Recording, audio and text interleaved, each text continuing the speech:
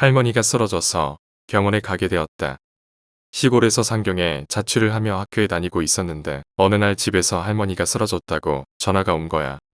어렸을 적부터 날 돌봐주시고 나던 할머니이신 만큼 연락을 받자마자 바로 집에 내려가 병원으로 갔어. 다행히도 별일 아니었지만 만약을 대비해 일주일 정도 학교도 아르바이트도 쉬기로 했어. 내가 쓰던 방은 이미 동생 방이 돼버려서 그냥 거실에서 뒹굴거리다가 심심한 나머지 고향에 남아있던 친구들에게 전화를 했어. 다들 일을 하거나 학교를 다니느라 바빠 보이긴 했지만 역시나 그 중에도 한가한 사람은 있기 마련이지. 현안에 있는 대학에 다니던 친구가 A, B, C가 있어서 다음 달에 만나기로 했어. 만난다고 해도 그 마을, 아니 연 자체가 워낙에 시골이라 할 거라고는 노래방이나 볼링 아니면 차로 30분 걸리는 게임 센터에 가서 다트나 당구를 치는 정도였지. 술이나 마시자는 얘기도 있었지만 일주일이나 알바를 못하게 됐으니 다음 달 생활비가 부족하기도 해서 내가 거절했어. 그래서 우리가 할 수 있는 거라곤 어슬렁어슬렁 돌아다니다가 질리면 패밀리 레스토랑에 가서 드링크바에 붙어있는 것 뿐이었어. 내가 돌아가는 날을 이틀 앞둔 화요일 밤의 일이야. 매일같이 어울리던 3명 중 2명과 방금 말한 그 패밀리 레스토랑에 있었을 때야. 아 진짜 심심하다. 여전히 아무것도 없구나 여기는. 라고 내가 말했어. 그야 도쿄에 비하면 그렇지. 좋겠다 너는. 라고 A가 말했어. 야, 그럼 거기 갈래? 라고 B가 말했다. B가 말한 거기라고 하는 곳은 우리 세대에선 꽤나 유명한 폐병원이야. 소문으로는 수술실엔 아직도 기재나 메스 등이 그대로 있다는 둥. 지하엔 말라비틀어진 시체가 아직도 남아있다는 둥. 간호사 유령이 나온다는 둥 하는 뭐 그런 장소에 어울릴 만한 뻔한 이야기들이지 뭐. 솔직히 난 별로 땡기진 않았었는데 A와 B가 불이 붙어서 나중엔 그날은 다른 현에 가 있던 시까지 불렀어. 그 폐병원은 꽤 오래전에 망했다고 하는데 눈과 밥 투성이인 우리 마을보다도 더 시골인 곳에 있었어. 시골은 땅값이 싸서 그런지 몰라도 3층 건물이었는데 오래전 지어진 것 치고는 상당히 훌륭한 외관이었어.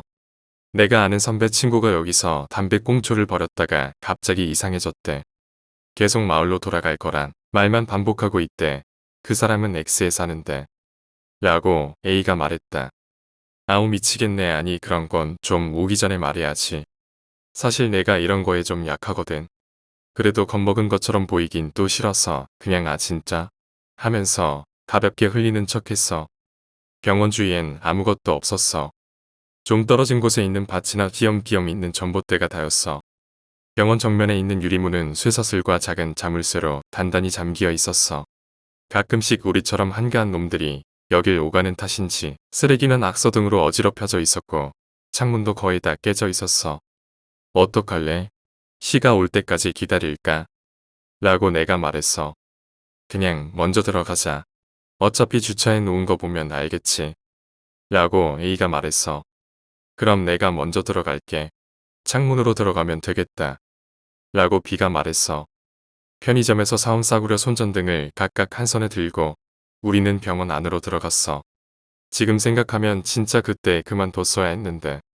창문을 넘어 안쪽으로 뛰어내리니 깨진 유리를 밟아서 빠지직하는 소리가 났어. 그때 왠지 난 갑자기 추워졌어. 온몸에 닭살이 돋았어.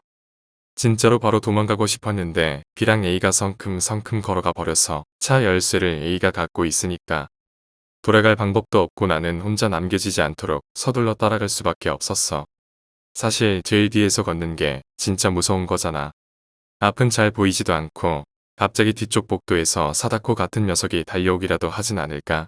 진심으로 무서웠어. 접수처가 있는 넓은 공간에 나오고 B가 주위를 손전등으로 비추니 그대로 방치되고 있던 장이 자라든지 바닥에 흩어진 서류더위가 먼지투성이가 돼 있었어. 간호사실 안쪽도 선반이 넘어져 있고 창구가 갈라져 있기도 한 게 상당히 음침한 분위기였어. 우와 죽인다. 라고 왠지 즐거워 보이는 목소리로 A가 말하자 뭔가 메아리처럼 안쪽에서 목소리가 울려왔어. 어디가? 라고 A가 말했어. 역시 지하에 가야지. 시체 보자고 시체. 라고 B가 말했어. 뭔가 불길한 예감이 들었어. 왠지 진심으로 싫었다고. 꺼림칙했던 난 A와 B를 설득해서 위로 올라가자고 했어. 솔직히 이제 나가자고 하고 싶었지만 바보같이 보이겠지만 그땐 돌아가겠다고 했다가 겁쟁이 취급당할까봐 그러질 못했어. 우리가 병실이라든지 진찰실 같은 데 둘러보면서 2층으로 향하는 계단을 오르는 도중에 나는 이상한 것을 보았어. 계단을 올라갈 때 나는 그 겁먹고 있었기 때문에 힐끔힐끔 뒤를 돌아보고 있었는데 벽이라고 할지 계단 끝쪽이라고 할지 그 구석탱이에서 다리가 보였어. 그러고 보니 그 벽 너머엔 지하로 내려가는 계단이 있었어. 아 진짜 완전 너무 무서웠어. 다리가 얼어붙어서 숨도 제대로 쉴 수 없었어. 앞서가던 비가 왜 그래? 하고 말을 거는 순간 뭐랄까 묶여 있다가 풀려나기라도 한 것처럼 갑자기 멀쩡해져서 그저 기분 탓이라 생각하고 두 사람 뒤를 따랐어. 2층이나 3층은 좀 무섭긴 했지만 딱히 별거 없이 끝났어. 휴게실이었는지 흡연실이었는지 남아있었던 낡아 빠진 TV가 깨져 있었는데 그걸 보고 A가 이거 Y 선배가 한 짓이야 하면서 웃었던 정도였지. 그렇게 1층으로 돌아오자 A와 B는 당연하기라도 한 듯이 지하로 내려가려고 하는 거야. 이때는 나도 진심으로 말렸어. 아 진짜 저긴 가지 말자. 위험해. 라고 내가 말했어. 뭐? 너 겁먹었냐? 라고 A가 말했어. A 진짜 겁쟁이구나 너. 아이고 무서워요. 라고 B가 말했어. 그렇게 놀림을 당하지 화가 나기도 해서 나도 같이 내려가기로 해버렸어. 지하는 꽤 어두웠던 것 같아. 달빛이 들어오지 않는 것만으로 이렇게나 다르구나 하면서 근처를 비춰봤어. 복도에 놓여진 의자나 벽에 걸려있는 소독약병, 휠체어 같은 게 널브러져 있었어. 그런데 왠지 위층에 비해 상당히 잘 정리되어 있는 것 같달까. 뭔가 깨끗해 보이는 게 오히려 위화감이 느껴졌어. A는 가까운 방의 문을 열어보고 B는 복도 안쪽으로 손전등을 비춰보고 있을 때였어. 야, 저게 수술실인가 봐. 라고 B가 말했어. 손전등의 불빛이 간신히 닿을 정도의 거리에 드라마 같은 데서 나봤던 플레이트가 보였어. 수술 중이라 써있고 그 밑에 빨간 불이 켜지는 그거 말야. 손전등으로 비춰봐도 글씨는 전혀 안 보였는데 B는 신나는 듯이 앞쪽으로 걸어 나아갔어. 그러자 A도 그걸 따라가고 나는 이때부터 속이 메스꺼워졌어. 귓속에 물이 들어갔을 때 같은 감각이 쭉 계속되고 꼭 감기에 걸린 것 같은 느낌도 나고 잘 설명은 못하겠는데 암튼 정신이 불안정해지는 것 같은 느낌이 났어. 그래도 혼자 남겨지는 건 무서웠으니까 등 뒤쪽으로 신경을 바짝 곤두세운 채로 둘을 따라가고 있었는데 갑자기 A가 깔깔대고 웃기 시작했어. 깜짝 놀래서 앞을 보니 B가 발라당 자빠져서 A가 그걸 보고 웃은 거였어. 뭐라 하면서 손전등으로 B를 비추고 웃고 있었는데 웬일인지 꽤 시간이 지나도 B가 일어나지 않았어. 어쩐지 걱정이 된 A와 나는 왜 그래? 괜찮아? 하면서 B의 옆에 쭈그리고 앉아 얼굴을 쳐다봤어. 곧 뭔가 잘못됐단 걸 알았어. 눈을 꼭 감고 이를 악물은 채로 정강이 근처를 양손으로 감싸고는 낮게 신음하고 있었어. 왜 그래? 어디 부딪혔어? 라고 내가 초조해져서 물어보지만 상당히 많이 아픈 건지 B는 대답조차 하지 않았어. 아니면 하고 그저 신음소리를 낼 뿐이었어. 야 좀 치워보자. 괜찮지? 넌 여기 좀 비춰봐. 라고 A가 말했어. 내가 손전등을 2개 다 들고 B의 다리를 비추었어. A가 당황해하면서 B가 다리를 꼭 감싸주고 있던 손을 치우더니 A가 으아 하고 소리를 질렀어. 나도 왜? 뭐? 하면서 자세히 보니 지금 다시 떠올리기 시작하는 것만으로도 진심으로 토할 것 같은데 진짜 그때는 어떨떨했었어. 아 미안 좀 신경이 날카로워지네.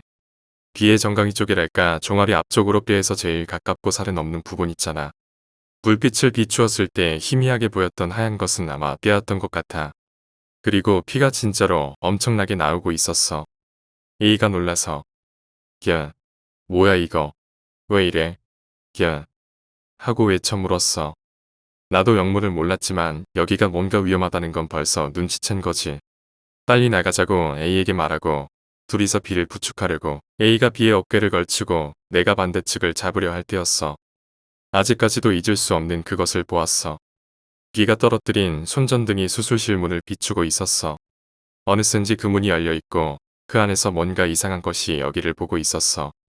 왜 깜깜할 때 사람 얼굴에다 불빛을 비추면 윤곽이 멍해 보이고 눈에 빛이 반사돼서 왠지 무서워 보이는 거.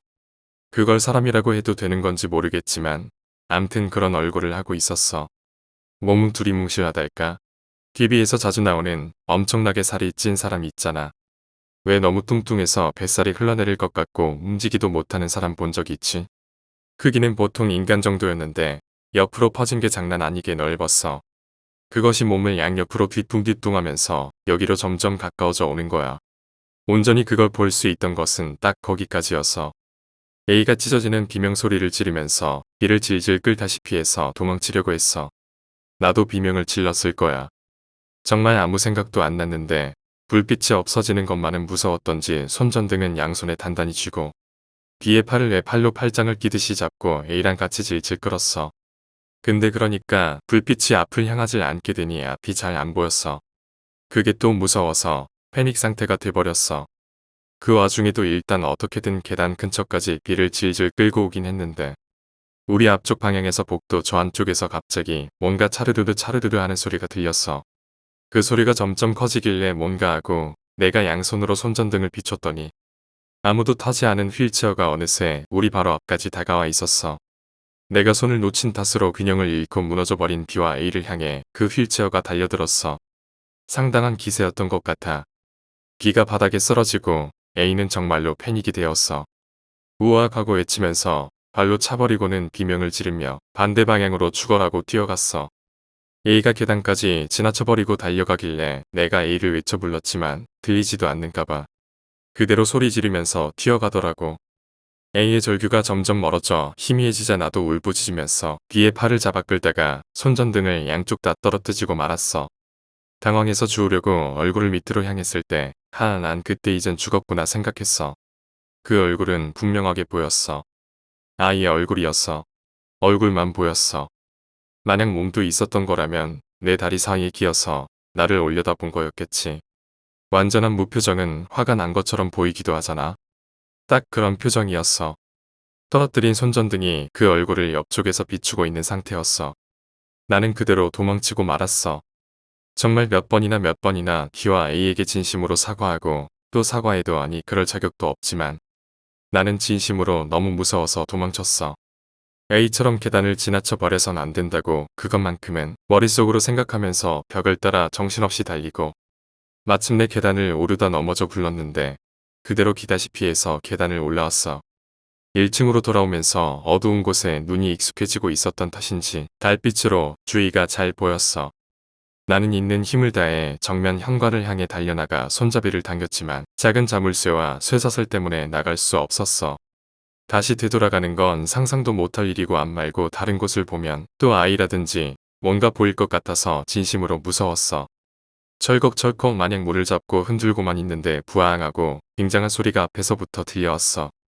그런데도 필사적으로 문을 열려고 제정신이 아니었는데 앞에서 나타난 오토바이가 빙그르 유턴하더니 라이트로 날 향해 비추자 나는 겨우 멈췄어. 눈부셔서 눈을 뜰 수가 없었거든. 시가 온 거였어. 이때야 간신히 이젠 살았구나 생각했어. 오토바이 라이트를 끄고 헬멧을 미러에 걸고는 시가 당황한 얼굴로 나를 봤어. 이쪽으로 가까이 오더니 두꺼운 유리 너머로 너 뭐하냐? 라고 했던가. 잘 들리진 않았지만 나는 필사적으로 여기서 내보내달라고 외쳤어. 시가 어이없어하는 얼굴로 옆으로 걸어가자 시야에서 사라지기라도 할까 난 또 필사적으로 창을 사이에 두고 시한테 바싹 붙어서 옆으로 따라갔어. 거기엔 정확히 내 허리쯤 오는 위치에 창이 깨져 있었어. 너무 정신이 없어서 몰랐었던 거야. 시가 여긴 좀 위험할라나 했지만 나는 그 아슬아슬한 틈새에 몸을 쑤셔 넣다시피 해서 밖으로 빠져나왔어.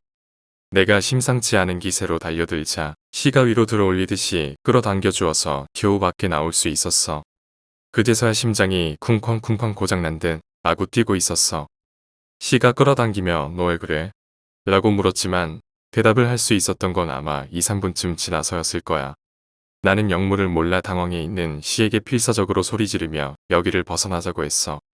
사태를 설명하기보다 어떻게든 일단 여기를 떠나고 싶었어. 시는 뭐? 애들은? 걔는 어딨어? 라고 물어도 반쯤 이성을 잃는 나는 필사적으로 도망가려 할 뿐이었어. 마침못해 오토바이에 올라타고 날 뒤에 태운 뒤 출발했어. 나는 오토바이를 타고 달리면서도 뒤에서 뭔가 따라오고 있지는 않을까 해서 몇 번이고 무리해서 뒤를 돌아보려다가 위험하잖아. 하고 시에게 혼이 났어. 이윽고 시는 병원에서 2~3km 정도 멀어진 편의점에서 오토바이를 세우고 아 진짜 왜 그런 거야 너 라고 화가 나는 듯 소리를 질렀어. 나는 그제서야 시한테 병원에서 있었던 일을 숨도 쉬지 않고 짓거려댔어. 있는 그대로 말한다고는 해도 그 뒤에 나는 지금까지 이 A와 B는 어떻게 됐을지 그리고 그때 본 귀신들이 머릿속을 빙빙 맴돌고 있었기 때문에 정신이 없어 헬설수설했을 거야. 우리가 거기 지하에 갔다가 B가 넘어지고 안쪽에서 뭔가 나와서 A와 B를 데리고 도망치려고 했는데 A가 또 앞쪽에서 갑자기 튀어나온 휠체어에 부딪혀서 패닉 상태가 돼서 어딘가 가버리고 나 진짜 무서웠는데 뭔가 다리 밑에 어린애 얼굴 같은 게 보여서 혼자 도망쳐 버렸어. 라고 내가 이런 설명을 위잉 하고 반응하는 시에게 두세 번은 얘기했나봐. 좀 말도 빨랐고 혀도 꼬이고 했던 데다 말도 안 되는 얘기를 해 대니까 여기까지 휘둘리듯 끌려온 시는 좀 성질이 나긴 했을 거야. 그래도 내 상태가 심상치 않았던 데다 내 말에서 좀 으스스한 게 전해지긴 했는지 화를 내진 않았어. 너네 지금 짜고 나 놀리려는 거지? 라고 시가 말했어. 아니라고. 진짜 지금 위험하다니까. 라고 내가 너무 큰 소리를 질렀는지 편의점 점원이 무슨 일이세요? 하며 밖으로 나왔어. 가게 안에서 물건을 고르거나 하고 있던 놈들도 이상한 눈으로 이쪽을 봤어. 나는 어쨌든 아무것도 아니에요 하고 점원을 되돌려 보내고 청바지 주머니에서 핸드폰을 꺼내 경찰에 연락했어. 조바심이 나서 청바지의 주머니 속에서 핸드폰을 쉽게 꺼내지 못했어. 이제서야 시는 말릴 틈도 없이 110을 누르는 나를 보고 표정이 진지하게 바뀌기 시작했어. 110번은 바로 연결됐어. 전화의 저편에서 아저씨 목소리로 여긴 긴급 110번입니다라고 말하자마자 나는 속사포같이 쏟아내기 시작했어. 제2병원에서 친구 2명이 위험하게 됐어요. 빨리 와주세요. 어디에 무슨 병원입니까? 제2요 제2병원. X산이랑 논이 근처에 있어요. 아 그래요? 근데 무슨 일인데요? 사고? 싸움? 이건 뭐 별 관심도 없는 듯한 대답에 진짜 화가 나서 고함치듯이 어차피 지금 말해도 안 믿을 거잖아요. 아 듣고 다친 녀석도 있으니까 빨리 와요. 내 말이 미쳐 다 끝나기도 전이었어. 지직 지지직 핸드폰에 흔한 잡음이 들리고 경찰 아저씨가 여보세요? 여보세요?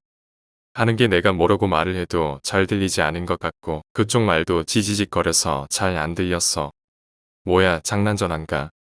완전 바보 취급을 당하고 전화가 끊겼어. 나는 또 욕짓거리를 하면서 한 번 더 110을 누르고 핸드폰을 귀에 댔어. 그랬더니 이번엔 뚜루하는 연결음도 안 나고 지지직거리는 소리만 나는 거야. 일단 끊고 다시 또 걸었더니 이번엔 또 왜 그러는지 핸드폰 전원 자체가 꺼져버렸어. 어쩌면 그건 아마도 손이 떨려서 어기저기 마구잡이로 눌러버려서 그런 거였지는지도 모르지.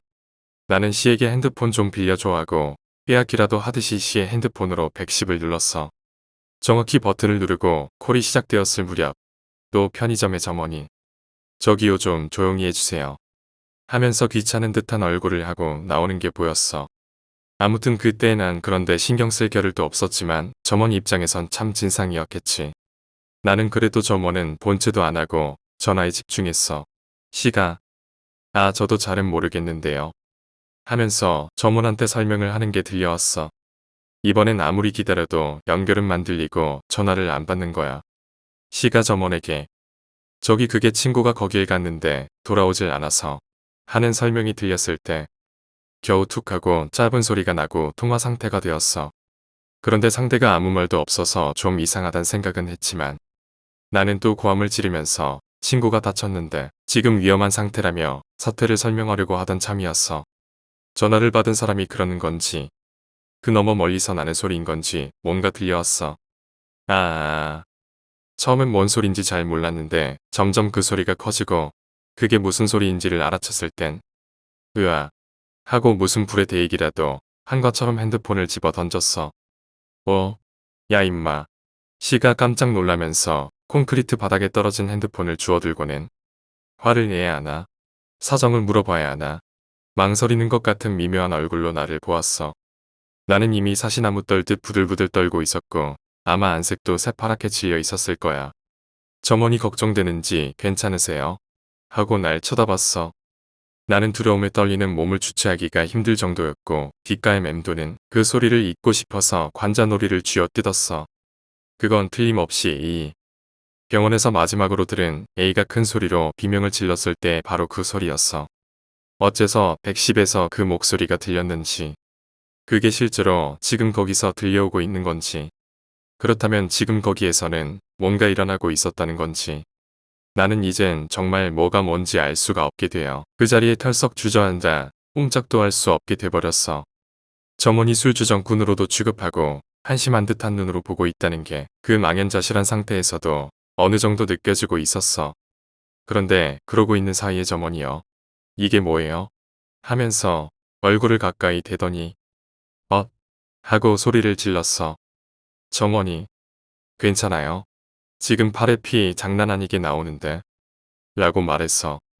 그때 겨우 깨달았는데 아무래도 내가 병원을 빠져나올 때 창에 남아 있었던 유리 파편에 팔을 베인 것 같아. 시도 그제서야 알아채고는 너 괜찮아? 하고 들여다봤어. 점원이 당황해서 가게로 돌아가더니 다시 점장인 듯한 아저씨와 함께 구급 상자를 가져와 내 상처에 소독약을 끼얹고 가볍게 붕대를 감아줬어. 그런데 붕대의 길이가 작았는지 곧바로 새빨갛게 물들어 버려서 아저씨가 안에서 팔고 있는 붕대까지 가져와 치료해줬어. 그러는 사이에도 난 그저 얼빠진 듯 멍하게 있었어. 이따금 편의점에 들어가거나 나오는 손님들이 힐끗 여기를 쳐다보곤 했어. 이거 병원에 가야 하는 거 아냐? 라고 씨가 말했어. 단지 병원이란 소리에 나는 또 진심 무서워졌어. 말도 안 되는 소리지만 구급차에 타고 있으면 그 폐병원으로 데려갈 거란 망상까지 할 정도였으니까. 정말로 괜찮아. 하나도 안 아파 괜찮아. 라며 어린애처럼 병원은 싫다고 거절했어. 조금 냉정을 되찾고는 붕대값을 내려다가 지갑이 없다는 걸 깨달았어. 엉덩이에 있는 주머니에 넣었었는데 어디선가 떨어뜨리고 온 것 같아. 내 대신에 씨가 지갑에서 2,000엔을 꺼내서 내고 있는 걸 멍하게 보고 있는데 씨의 핸드폰에서 당시 유행하고 있었던 코브쿠로의 사쿠라가 흘러나오기 시작했어. 씨가 핸드폰을 열더니 눈썹을 찡그린달까 뭐 그런 얼굴을 하고는 나와 핸드폰을 번갈아가며 보더니 여보세요? 하고 전화를 받았어. 점장 아저씨가 붕대가 들어 있었던 바코드가 찍혀있는 상자랑 2,000엔을 가지고 가게에 들어갔다가 잔돈을 가져와 통화 중인 씨에게 건네주자 씨는 가볍게 아저씨에게 고개를 숙이면서 아, 응 그래라고 말하고 있었어. 아저씨는 아직도 내가 걱정되는지 너 정말 괜찮니? 하고 염려해 주었지만 난 대강 고개를 끄덕일 뿐이었어. 씨의 목소리가 점점 화가 난 듯 들려와서 나는 온통 그쪽으로 정신이 쏠려 있었거든. 편의점. 그래 거기 있는 뒤편의점은 있는데 좀 이상해. 아 너희들은. 아 아직 거기에 있는 거야? 라고 씨가 말했어. 마지막 대사에 나는 어쩐지 뭔가 불길한 느낌에 전신에 소름이 끼치고 있었어. 아니 이 자식이 너희들이요. 역시 그럴 줄 알았다. 그래도 그렇지 이건 아니지. 아 그래 아니 뭐 괜찮은데 아니 좀 다쳐서 병원에 데려가야 해. 아니 있을 리가 없잖아. 웃기고 있네. 전기도 안 들어올 텐데 무슨 뭐. 라고 씨가 말했어. 상당히 어설픈 기억이지만 그런 상태로 씨는 계속 얘기했어. 아니 이제 됐다니깐 그만하라고 아 그만하라고. 끈질기네 아 재미없다니깐 왜 그래. 너네 그만해. 아 여보세요. 라고 씨가 대충 이런 식으로 얘기하다가 사납게 핸드폰을 끊었어. 그리고 나를 노려보더니 너네 진짜 적당히 해라오. 라고 씨가 말했어. 뭐? 라고 내가 대답하자. 니한테 온 거야 방금 전 전화. 라고 씨가 말했어. 이쯤에서 나는 아무것도 생각할 수 없게 됐어. 이제 진짜 뭐가 뭔지 모르겠어서 씨가 뭔가 더 말하고 있었던 것 같긴 한데 여기서 정신을 잃었는지 더 이상은 기억이 없어. 이 이후의 일은 씨에게 들었어. 나는 천천히 바닥에 쓰러지는가 싶더니 그 자리에서 바로 실신해버렸대. 점장 아저씨가 구급차를 불러줘서 나는 가까운 병원으로 실려온 거고 내가 깨어났을 때는 다음날 오후 정도였는데 팔에는 링게를 맞고 있고 침대 옆에 파이프 의자에는 우리 엄마랑 할머니가 앉아 있었어. 팔의 상처는 상당히 깊었는데 그것 말고도 얼굴 옆이라든지 찢어진 상처가 몇 개 더 있어서 꿰매야했어. 그 외에도 발가락이 부러지기도 해서 그날 오후에는 엑스레이라든지 여러 가지 검사를 했어. 하루 더 입원하라고 했지만 난 정말로 싫다고 말하고 거절했어. 그날 밤에 경찰에게 전화가 와서 A와 B의 일로 폐병원에서 있었던 일을 물었어. 그리고 다음날 바로 그 경찰서로 불려갔는데 취조실 같은 곳에서 제복 차림의 아저씨에게 몇 시간이나 질문받았어.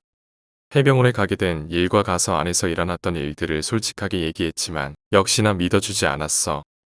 그뿐만 아니라 약물 검사를 받으라지 않나 경우에 따라서는 가택 수색까지 하겠다는 등 여러 가지 기분 나쁜 말을 들었어.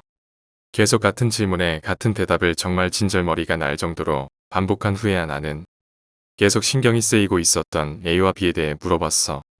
B는 내가 쓰러지고 난 다음날 오후에 C에게 얘기를 듣고 폐병원으로 간 경찰이 찾아냈대.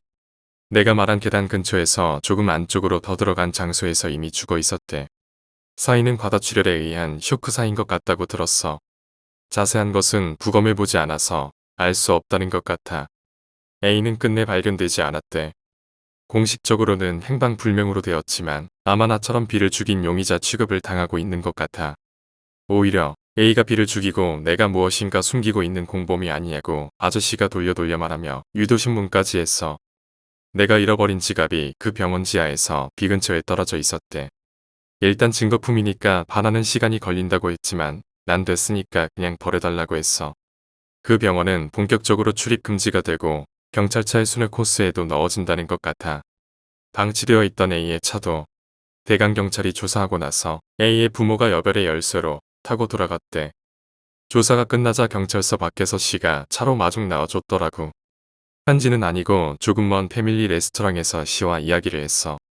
C는 나와 함께 구급차를 타고 병원에 간 뒤에 바로 C의 형차를 타고 편의점에 세워놓은 오토바이를 가지러 갔대.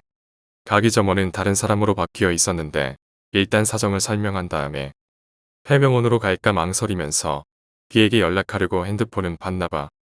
구급차를 탄 시점에서 전원을 꺼놨던 핸드폰에 부재중 전화가 모두 B로부터 30개가 넘게 와 있었대. 이때 간신히 C도 이 사건이 뭔가 이상하단 걸 실감한 것 같아.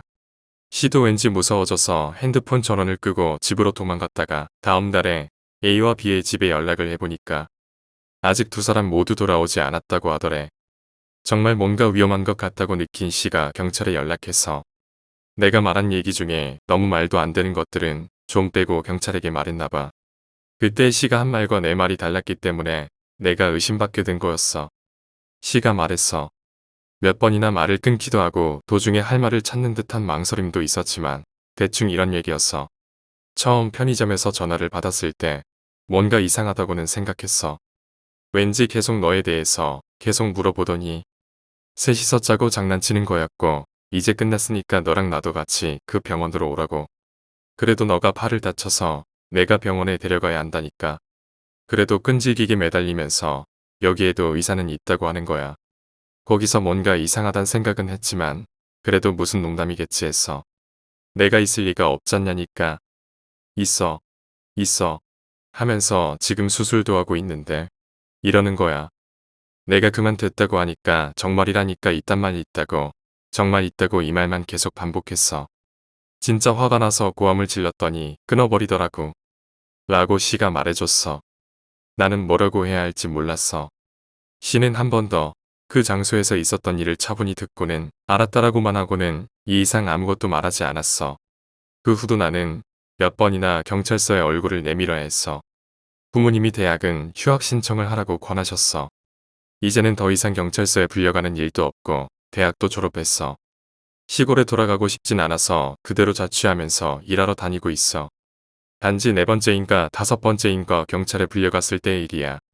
경찰 아저씨가 또 여러 가지 같은 질문을 반복하다가 B의 정강이 부분 상처에 대해 물었어. 당신 증언에서 상처를 보았다고 했는데 어떤 식이었죠? 개인 상처? 생치기? 그땐 정말 정신이 없었고 꽤 어두웠으니까 잘은 못 봤지만 그냥 뼈 같은 뭔가 하얀 게 보인 걸 기억하고 있습니다. 라는 나의 말에 헤음하고 아저씨는 잠시 말이 없었어. 그러곤 수중에 서류를 뒤적뒤적 보더니 그게 좀 이상한 상처란 말이야. 그 장소에선 넘어지건 뭐에 걸리건 간에 생길 수 없는 상처야.